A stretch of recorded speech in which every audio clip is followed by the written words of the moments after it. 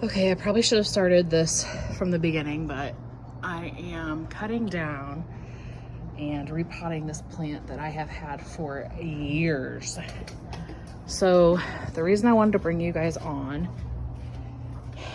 was this one was dangling off to the side real bad. You can see some of the curves, and he was just laying out. So I already took out 3 buckets worth of shells. And I have another one up here. They're not buckets, they're pots, but same difference. And I have to say that I love going to the beach, and before I had my own house, this was sitting on my porch. And whenever I'd come home from the beach, I would just throw my shells in this pot.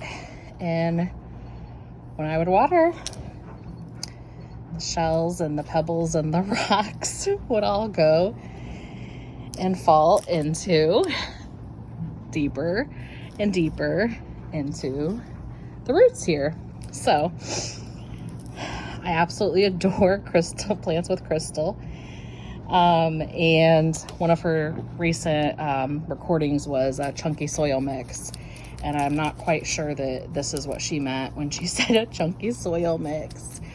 But the pebbles can kind of be like gravel, right? And that makes a chunky soil mix. Let's see. Right here. Look at that big chunk of soil. There's shells everywhere, even deep, deep in. Like, here's a tiny shell I just pulled out from the very root. So yeah, this is my chunky soil mix. Just throw shells on top and eventually they'll get down inside. Even little marbles that are like for fish tanks. After the fish died, I threw them in here. Here they are. How many years later? I love this. This is excavating fun. So here's my chunky soil mix.